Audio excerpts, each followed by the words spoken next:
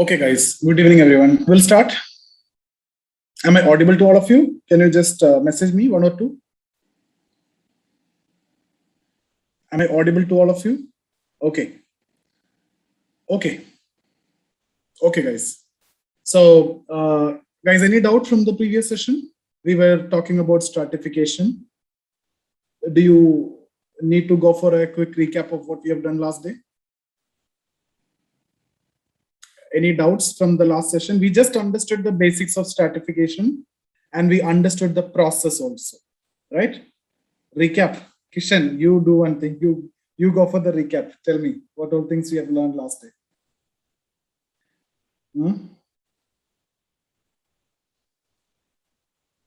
Okay, if I can unmute you, can any one of you go for a recap? Will that be possible? Anyone have the courage to do that?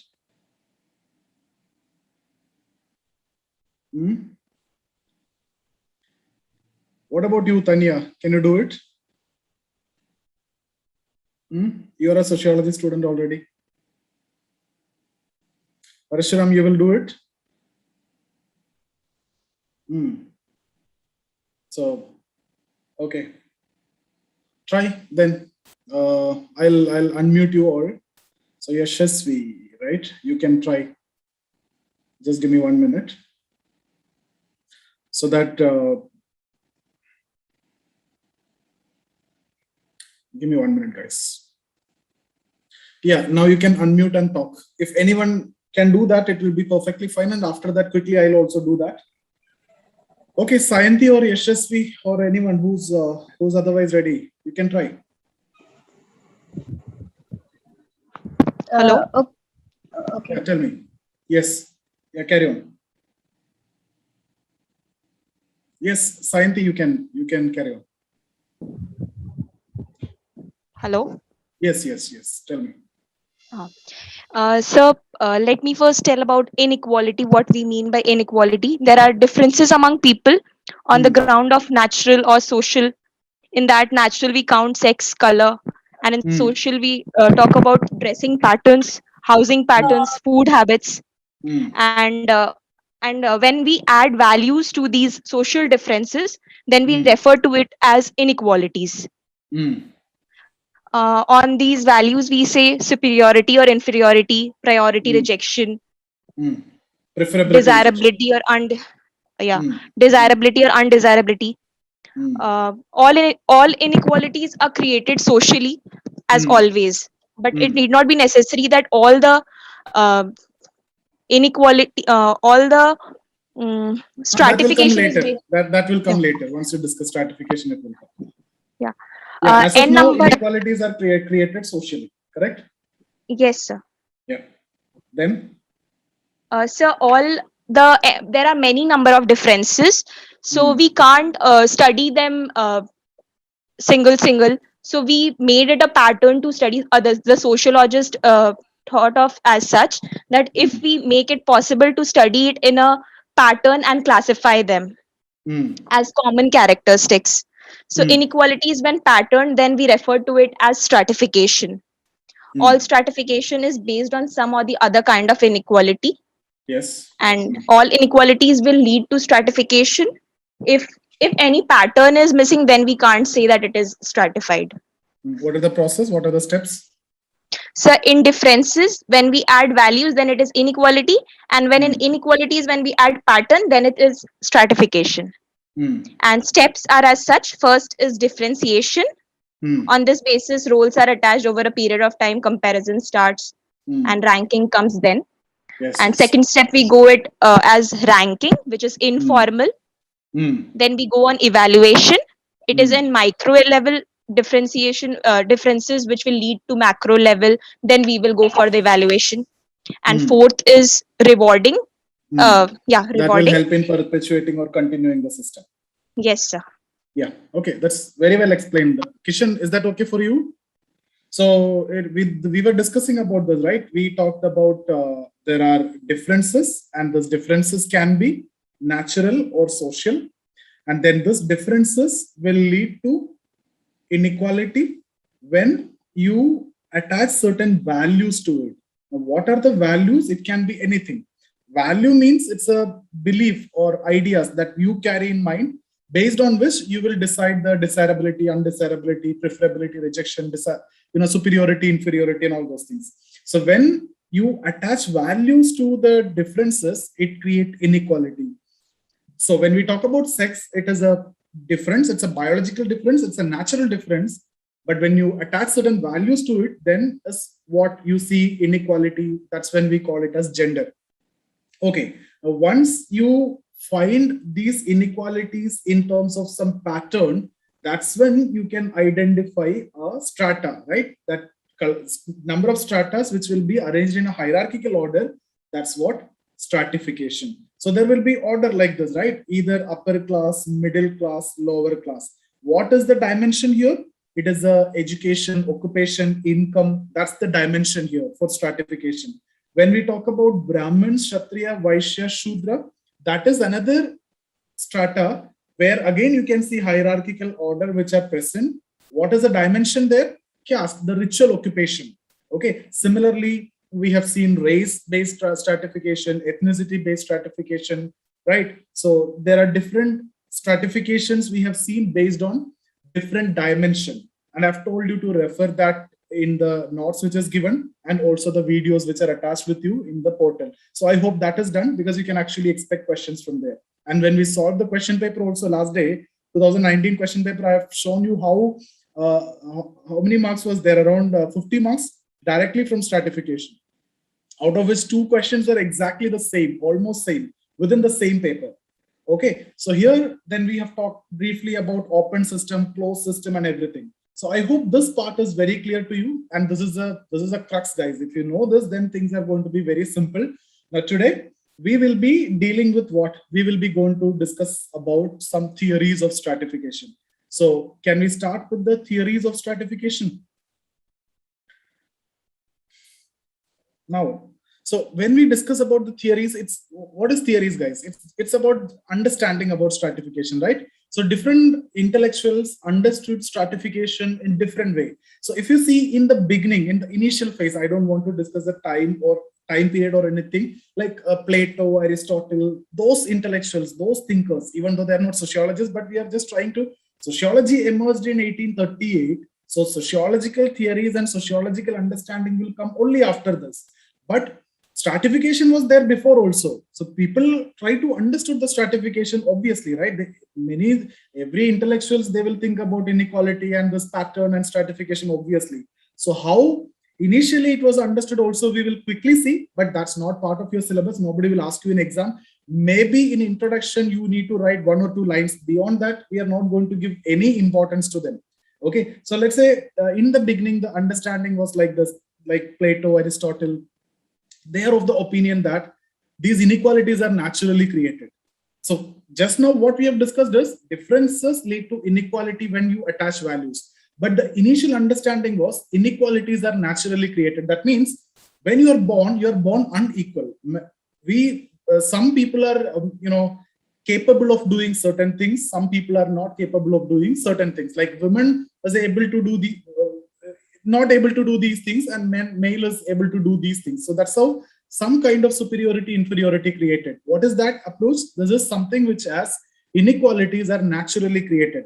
So what I want to tell you is, in the beginning, the first stage of understanding this inequality as something which is natural, permanent, don't mind about the spelling when I write it, it will go like this, and inevitable. So this has to be there. Some kind of inevitability is always there, and it is permanent. Once you're born unequal, it will be like that. This is not anything which can be acquired. When you're born unequal. So it is natural, it will be permanent, and it is an inevitable reality. So this was the initial understanding. You can name Plato and Aristotle, even if you don't want to name, it's perfectly fine. Initial understanding was like this. But then there were some schools of thoughts, like some intellectuals like Saint Thomas, Saint Augustine. Guys, these names are not that important. But what you need to tell us, over a period of time, inequalities has been understood in terms of property, power, prestige, etc. So when we talk about property, power, prestige, what does these mean? These are something which are connected to socially created. So then later the school of thought, some sections have started believing that these are socially created because inequalities are due to these power, prestige, property, etc. Correct? And then came another level of understanding that it is a combination of both. It could be natural, it could be social, or it could be inherent differences or acquired differences. When you are born, you may be born unequal, but at the same time, unlike these initial people, they are saying it is permanent. But these guys are of the opinion that it could be acquired also. That means you can get some qualities in the process as well. So it could be inherent, it could be acquired, or it could be both. You already have the talent and you would have acquired more talent, and that is also leading to inequality. But then comes the sociological understanding. When we discuss about sociological understanding, we are having three theories. Mainly, we will discuss Davies and Moore theory. This is a functional view. They will consider inevitability. It is inevitable reality. Inequality is there. It is there in every society. One or the other forms of inequality you will find in every society. What does that mean? It cannot be abolished.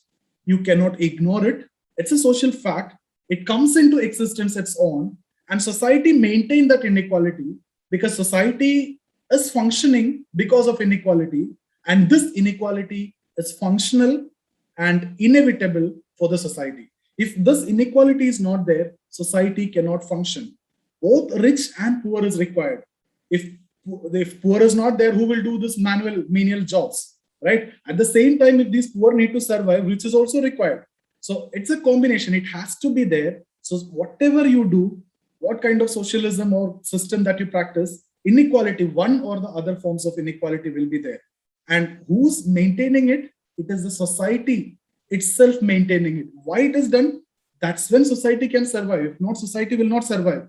If everybody is equal, the society will not survive. It will go into chaos, like the primitive society, it will go. Okay, so this is the functional view. And deeper understanding, I'll give you what exactly this theory. Davies and Moore, Parson, Warner, all these are of the opinion that it is functional, it is necessary, it is inevitable, it is required for the survival of society. And who's maintaining it? It is a society which is maintaining. So for them, despite the fact that you put a lot of effort, the state may come across with a lot of policies and everything, still this will be there because otherwise society cannot survive. Then there are theories like Weberian theory. What Weber says is, like what we have discussed in the previous session, there are multi-dimensional pattern of inequality.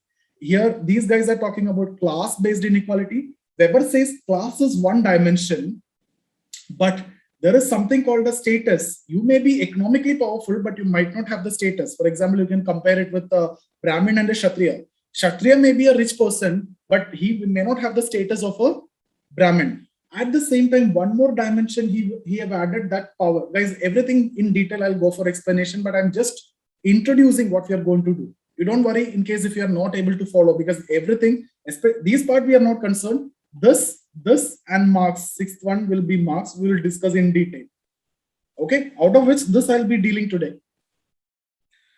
So Weber says class is one dimension, status other dimension, power another dimension. So status means you can consider from the caste. That is a typical example. So guys, what Weber says is, if you are here, this region, then you are the most powerful. So a rich person and a Brahmin and a minister, power means political power. So a rich Brahmin minister will be most powerful, right? Compared to a Kshatriya, a poor minister.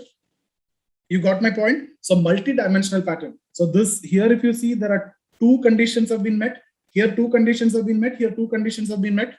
Here, only one. Here, you're only rich here. So one R means you're only rich. Then one S means you have only status, right? And one power P means you have only power. You may be a minister, but you're poor, you're Dalit. Then you're just having ministership is not enough for you to get the recognition or respect in society. Where you need to be? You need to be here. You need to have all the three. Guys, I hope this is understood, but we will see that in detail later. Then Marxian understanding, we will discuss in detail in Marx. He want to abolish inequality.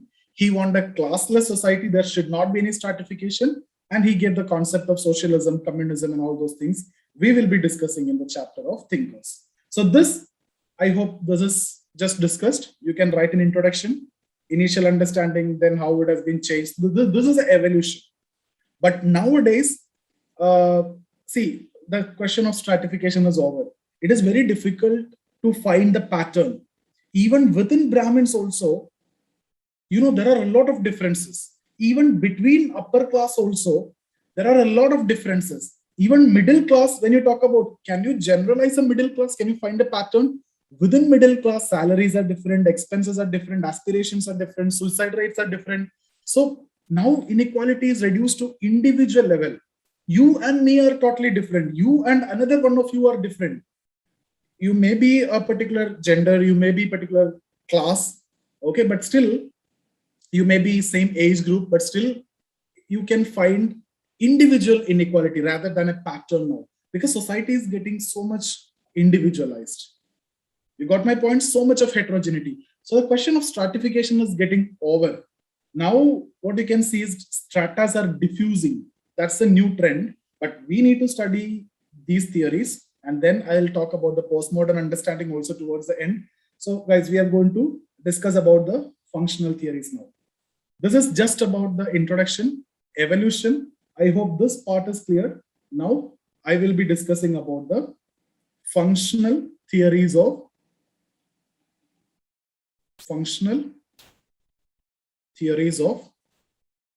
stratification. I'm not writing it completely. Okay, so out of which, let's start with the first one so that things will be more easy. We will start with Parson. Now, Parsons, you are going to study later also, but this is the only theory of Parson that you're going to study as very, very simple. The other theories of Parsons is going to be slightly difficult. Slightly, I don't know why people say it is difficult, but I don't find anything difficult in Parson also. Then once we're done with that, you will be understanding that as well. So guys, Parson, what he says is, guys, when we talk about Parson, no, Atik, you can watch the video. If you have joined late, I can't help it because we can't repeat things. Now, I'm going to start the theory now only. We were giving the introduction. Okay. So we are just going to start now, the theory, in case if you have missed it out in the beginning. So guys, yeah, what Parson says is, you take any society, every society is based on norms and values. Now you guys know what is norms and values, right? So what is values? Values mean certain ideas and beliefs that we carry in our mind. Norms means it is the expected behavior. So when I say norms, there are certain norms that the student have to follow. What does that mean? What I expect from you. When I say you watch this video before the class, you have to do that. That is what expected from you. You read this material before the class, that is expected from you. You keep the mic turned off, video turned off. These are the expected behavior so that things will go smooth, right? So this is what norms. Is that law?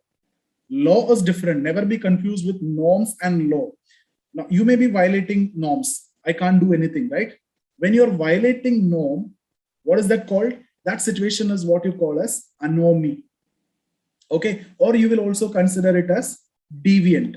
So when I say deviant behavior means the person who keep the mic switched on and making us disturbed all the time. So that's a deviant. We consider that person as a deviant person in this class. What is deviance means? Violating the norms. When you violate the law, that's when you will be punished and you will be criminal, right? When you're violating a law and it is proved in a court of law, then if the court of law is convicting, that's when it is a criminal. So there is a difference between norms and law. Law violation need to be proved in court of law.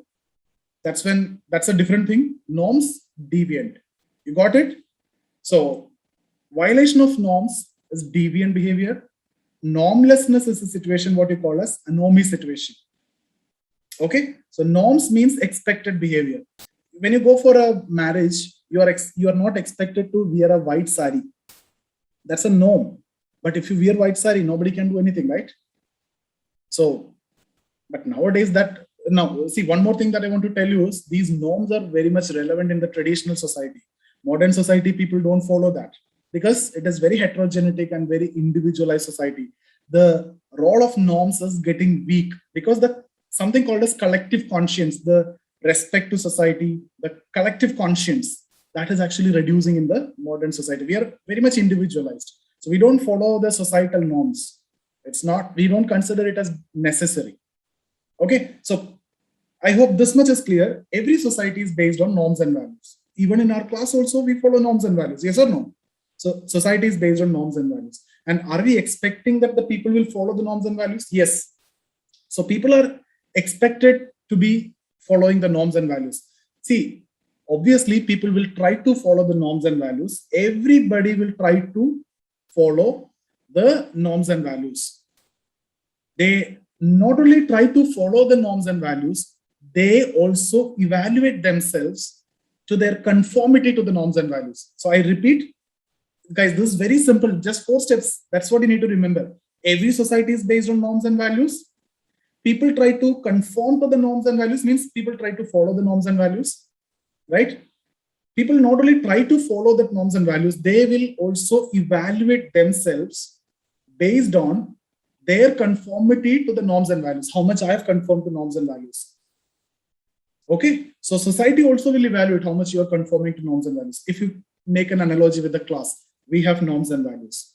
You guys always try to follow the norms and values. You read the material, you attend the sessions, and then comes here, ask the doubts and everything, turn the mic off, videos off.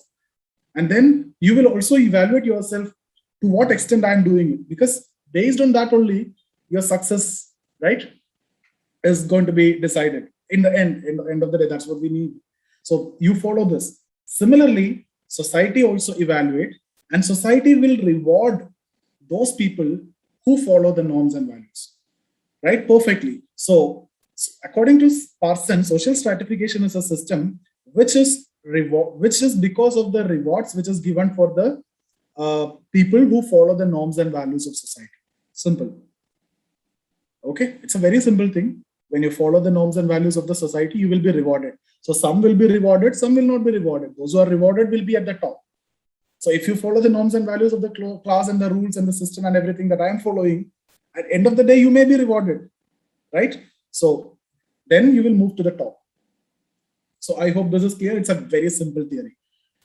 This will not be asked as a separate question. They will ask you functional theories of stratification. This is what you need to write. This is going to be a first paragraph.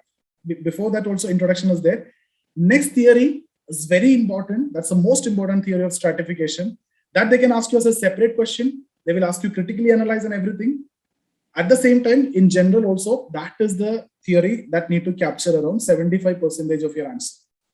60 to 75%. What is that theory? It is the theory by Davis and Moore. Okay, so Davis and Moore theory of stratification. Guys, one thing that I want to tell you, why before thinkers I'm taking this is because to make you understand the theories in sociology are very simple. When you see in the syllabus, you may feel that these are very difficult, but what is that Parsons theory? It is nothing. Is that a theory? Same as what you're going to think here also. See, Davis and Moore theory is coming in 3 steps. If the theory is asked, you need to write 3 steps. The first step, second step, third step. Okay.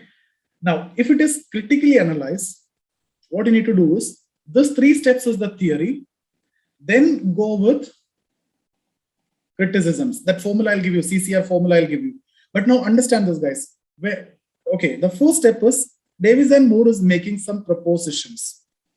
That's what the theory is actually. And then, once these propositions are made related to stratification, he'll explain why and how stratification is coming. Then another guy, Melvin Tumin, comes up with some objections to that proposition. Then what Davis and Moore will do is, he will give some clarification to the objection. So Melvin Tumin gives the objection. It is a kind of criticism also. Okay. So my point here is, when they ask you critically analyze question, what people generally do is, they write this, end of the answer. I know many of you also, if you would have attended many other coaching classes, this is what you have done. I know that. And whenever I see the answers and test series and everything, this is what normally people will do. They write this part, they write this part. But what I told you just before, these 3 are part of the theory.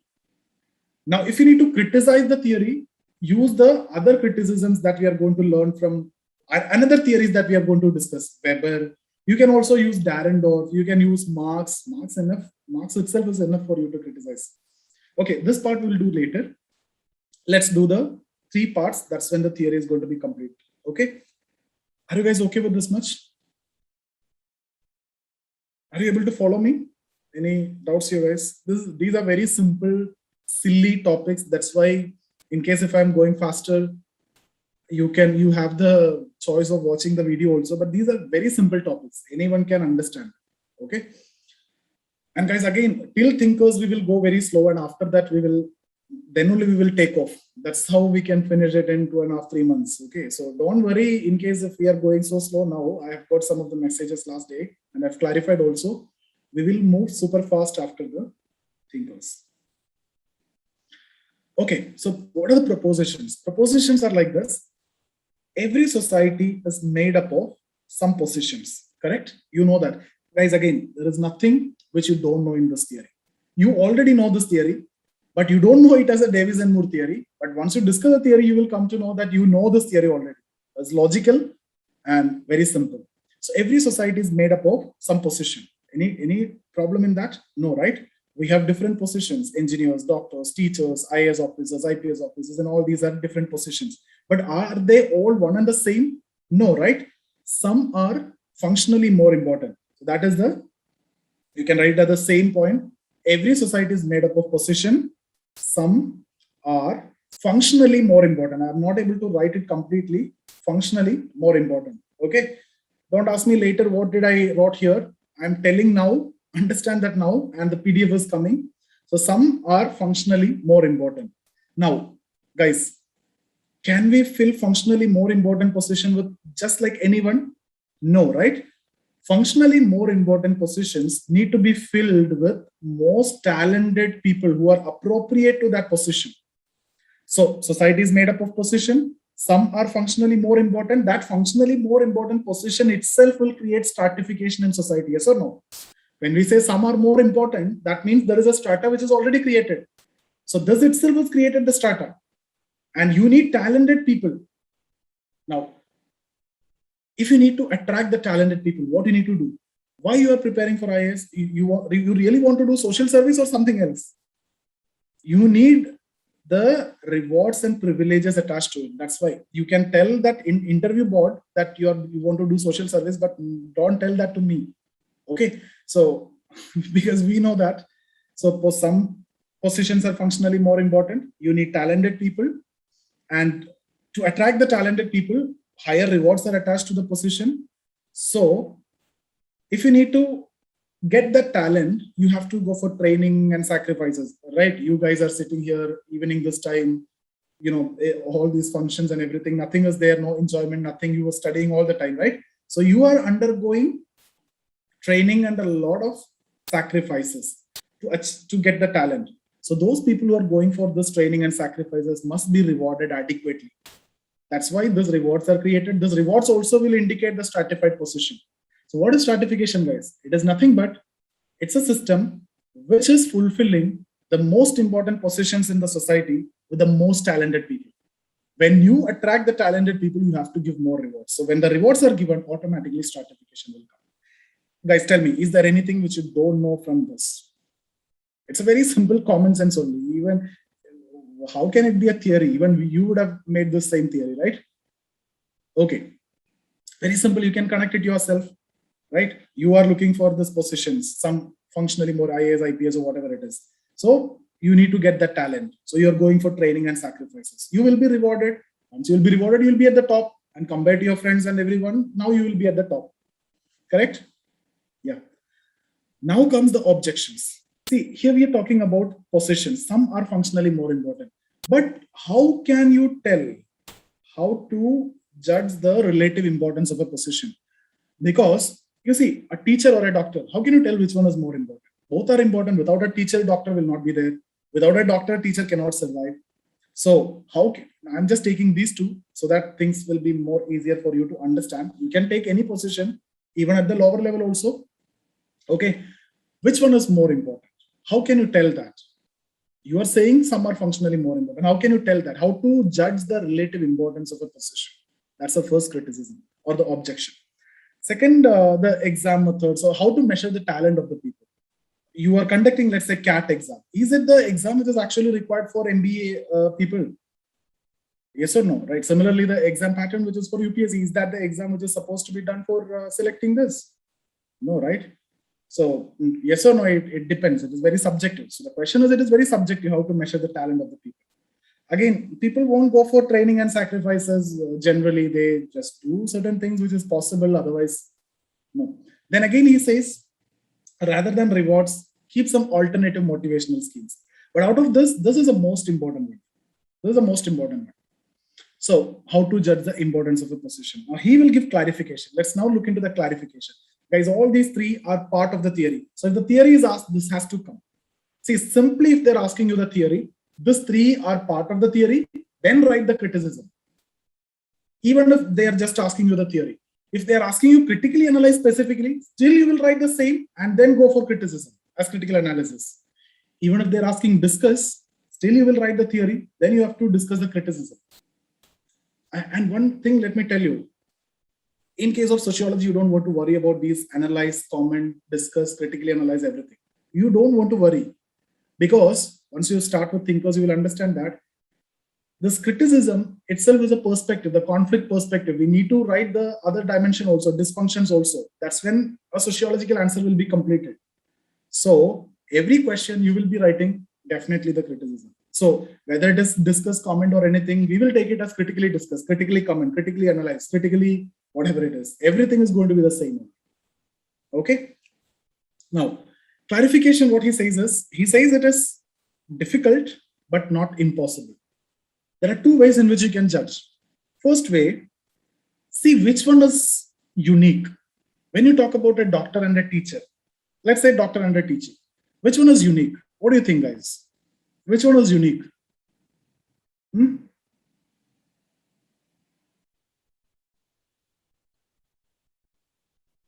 Doctor, right? Anyone can be a teacher, right? Even I am a teacher, accidentally a teacher. So tomorrow you can be a teacher. So everybody is a coach now, right? So you cannot be a doctor.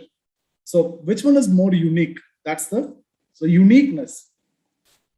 Even if you compare it with the IAS officer and a doctor, it will be IAS officer. So that way, which one is unique? That is one way. Second way is, to the degree one depends on the other. So the teachers depends on the doctors more, because if you see in a district, there may be thousands of teachers, but doctors hardly 10, 15, right? Similarly, if you compare doctor and IAS officer, like that. So based on degree of dependence. Now guys, this theory is clear. I'll repeat. There are three stages in the theory. First stage is the propositions, then objection, then clarification. This three stages has to be there as part of the theory. Never be confused that this as the criticism. This is the mistake most of the students do. It's a criticism within the theory. That's when the theory is complete. Okay. So if they're asking you critically analyze, we need to use these thinkers to critically analyze, not Melvin Tumin to critically analyze. That clarification has been given. So that's no more going to be a criticism for us now. So we can use Weber, because Davis and Moore is talking only about class. Weber is talking about class, status, and party. 3, Marx. We can talk about feminist and everything. Okay, so that part you leave it now. We will do that later. So society is made up of positions. Some are functionally more important than others. Functionally more important position need the talented people. To attract the talented people, you have to give more rewards. Okay, and then these people will go for training and sacrifices to achieve, get the talent. So they need to be rewarded adequately. So social stratification is a system which is ensuring that the positions, the most important positions in the society, is filled up with the most talented people. Correct? That's it. That's about the theory. Then the criticism, mainly how to judge the relative importance of a position. That has been answered in terms of uniqueness of a position and by the degree on which one is depending on the other. Other objections like alternative motivational scheme, he's not even talking about what is that alternative motivational scheme. Okay, so other objections are not that significant. Those are the most important, that has been clarified. So guys, if you have no problem, then we can move to the PDF and I'll explain with that also, so that things will be made more clear. Okay, guys, this initial paragraph, I don't think that I need to read this because this is what exactly I've told. you don't want to write too much about this, just 1 or 2 lines about introduction. So, okay, let me quickly go through that. It is often argued that some forms of inequalities are present in every society. And guys, again, this stratification chapter, you don't want to read anything else. This material which is given is complete in itself. Just go with that. Now, in case if you need, just read Harlem-Bowes. That's enough. Okay. So Harlem-Bowes will cover everything, but no need, whatever is there, I have incorporated. If you see that along with C1, that module also, answer writing module also need to be seen along with this. Okay. That's where you see more and more content will be added along with each and every question. So, apart from academic text, the socio-religious writings often contain views on these patterns. With the emergence of sociology as a distinct discipline, the subject came within the purview of sociological investigation. Ancient philosophers like Plato, Aristotle theorized about the patterns of inequalities. According to Plato, social inequalities exist in every society in terms of natural differences. Okay, this is what I've discussed in the beginning, right? That means people are born unequal. Some people are naturally equipped to perform certain functions in society. So he envisioned 3 classes: guardians, auxiliaries, and workers. Then Aristotle, inequalities are natural. So they are of the opinion that inequalities are natural, permanent, and inevitable. Then during Renaissance period, these guys are of the understanding that it is due to power, prestige, and property. So that's when a culture starts, or a new thought have started, that the inequalities have been socially created. So initially naturally created, now socially created.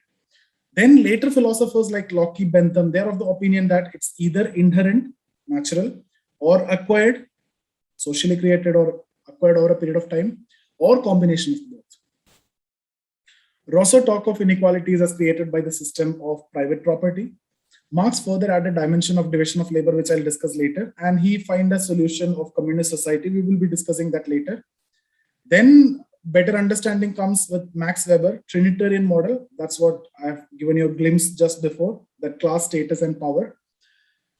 Okay, and then later comes Parson, Moore, and Warner. So according to this approach, with the functional approach, inequalities are seen fulfilling some vital functions in the proper organization of society. So it is a society's necessity, because these inequalities are doing certain vital functions for the society. If not, society cannot survive. Okay, then later, a postmodern understanding is that inequalities are diffusing, more or less individualized, inequalities, what you see, or maybe at the level of family. Beyond that, you can't find a pattern. Like when you see upper class itself, there are a lot of divisions within that because of this heterogeneity and everything. So they are not interested in making any such theories of stratification or anything. That's a different approach, postmodern approach. So let's start with structural functional theory. Structural functional theory of social stratification are based on the assumption that it fulfills some vital functions in the context of structure and is both inevitable and necessary. Importance of stratification is emphasized on account of existence in all societies. Just that it exists in all society means there is some importance, right? Parson formulated the initial theory, but then later theories, Davis and Moore and Warner, giving detailed theories. Parson: every society is based on some consensus in terms of norms and values. Consensus means societies are in an agreement in terms of norms and values. The conformity to these norms and values is considered desirable and is rewarded. People tend to evaluate themselves in terms of their ability to conform to these norms and values. Thus, social stratification is a mechanism of ensuring people that they have been given a particular position as per their intent and ability. Okay, that's what written here. You can just read it. So I hope it is clear. Society is made up of norms and values. Society is working on a consensus. People have to follow the norms and values. So people will be rewarded based on that. Now, Davis and Moore. The book name, this is very important. You need to write that, Some Principles of Social Stratification. He explained how this rewarding system and stratas are coming. So these are the propositions. First is society is made up of different positions, some of which are functionally more important than others. And these positions itself will develop a stratified society. High rewards are attached to these positions, which is having greater importance to attract the talented people. Now, it requires skill and training. So those who undertake this training make some sacrifices. Therefore, they need to be compensated in terms of rewards. So social stratification is a mechanism of distribution of rewards in order to fill functionally more important position with the most talented people. Simple theory. Thus, stratified positions, which are witnessed in every society, are important for the proper organization of society. Moreover, there are no society which is based on unstratified social position. That itself will tell you the importance. Now see guys, Melvin Tumin, what he says is how to judge the relative importance of a position. It definitely involves certain values, right? Rewards can be considered functional if you provide equal opportunity to all. But that's not the case, right? See, you can attach rewards to attract the talented people, but even to get the talented people, some of the sections, the upper class section, they get better healthcare, better education. They are getting that head start. So let's say if you need to read, this is the destination point. If that is the case, this should be the starting point, right? So a poor person will be starting from here and the rich person's son will be starting from here.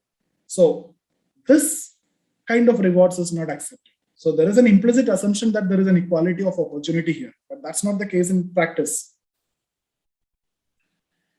Okay, then generally trainees do not make sacrifices except the suspended earnings. Like when you're attending the classes, you are not doing any jobs and that lead to some suspended earning, that's it. Otherwise nothing. That's what Melvin Tumin says. There can be alternative motivational scheme instead of differential rewards, but he's silent on that. Social stratification hinders the process of integration by generating hostility and distrust between privileged and underprivileged. Now the clarification. It is difficult, but not impossible, how by the degree to which the position is functionally unique, that doctor teacher example I've told you, or doctor IAS officer example that I've told you. Second, by the degree to which other positions are dependent upon the one in question. Okay, other positions, like we all depend more on a doctor than a teacher. With respect to rewards, rewards are necessary to motivate the people to undergo training as it involves time, energy, and money, which is not required for an unskilled task. Moreover, trainees have to undergo a lot of hardships during training. These are self-explanatory, guys. Regarding alternative motivational scheme, Davis argued that the modern society cannot function if they were left out to do whatever they wish. It will create imbalance and chaos in society. So social stratification may be dysfunctional in certain aspects, but the fact that it is universally present shows that it must be fulfilling certain vital functions and is an inevitable social reality. Now, these are the criticisms which I've told you. These are some criticisms which you can write, because he's only talking about class. There are many other dimensions which is not mentioned here. So this theory is more suitable for class stratification. Other forms of inequalities are not explained, right? For example, gender stratification is not based on functional importance of a position. Rather, the gender inequalities are imposed by culture. So guys, when you say critical analysis, these are the criticism you need to write. Melvin Tumin is part of the theory. Understand that. That is the most important part here. That's what I'm repeating it again and again. There's a mistake which I've seen with almost all the students. So this theory applies more of a open stratification, because if the mobility is possible, then only rewards and everything is of use, right? The rigidity of caste system cannot be explained with this. It's almost like similar to the first one. This theory is based on unrealistic assumption that equal opportunity to all, but there are a lot of other factors, parental background, infrastructure, culture, etc., hinders the equality of opportunity. Davis and Moore theory cannot justify inherent exploitation generated by distribution of rewards. According to Marx and later Marxists, the distribution of rewards are controlled and managed by the dominant class to satisfy their own interest, elite self-recruitment theory. This theory is little relevant in the postmodern society, as the strata-based inequalities are diffusing and disappearing. Postmodernists claim that the existence of individualized inequality rather than a strata-based inequality. Okay, now guys, W.L. Warner is a very simple theory. What he says is, society is compartmentalized like this. These are different compartments. So some sections like upper class will stay here, middle class will stay here, lower class will stay here. Okay, so the advantage is this compartmentalization leads to cultural stability, and it will prevent that hostility and tension between the different sections. So this will lead to cultural stability. That's the function. So W.L. Warner, in his famous book Yankee City, while reporting social classes based on status or lifestyle, a few American communities developed a different justification for existence of social stratification. Guys, please turn off the mic or video. Nayan, please turn off the video. According to him, various social stratas are generally separated into relatively distinct segments that have more or less a balanced and integrated culture. So when I say they are compartmentalized, these compartments, these people live in this area, these are different areas, right? They have different culture. Why it is done? It will help in the cultural stability. Okay, it reduces the chances of intergroup conflict. So that's the kind of stratification he's talking about. So what you understood is Parson, Warner, simple. So if they're asking you a question on theories of stratification, what do you need to do? You need to talk about all the three. If they're talking about specifically Davis and Moore theory of stratification, then you need to talk about that. Any doubts here, guys, from any of this, what we have discussed? I can take the doubts.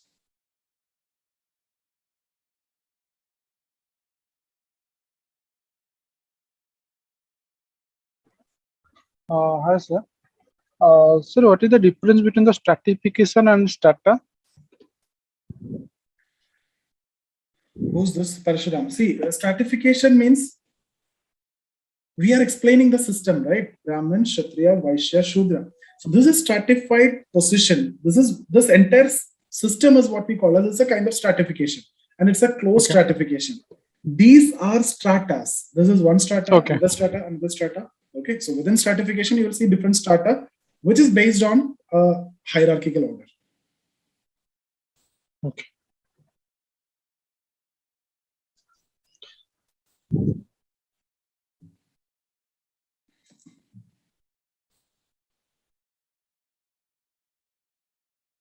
Okay, so guys, go through this and we will continue tomorrow. Tomorrow I'll talk about mobility. Then we will move to thinkers. Okay, see you guys.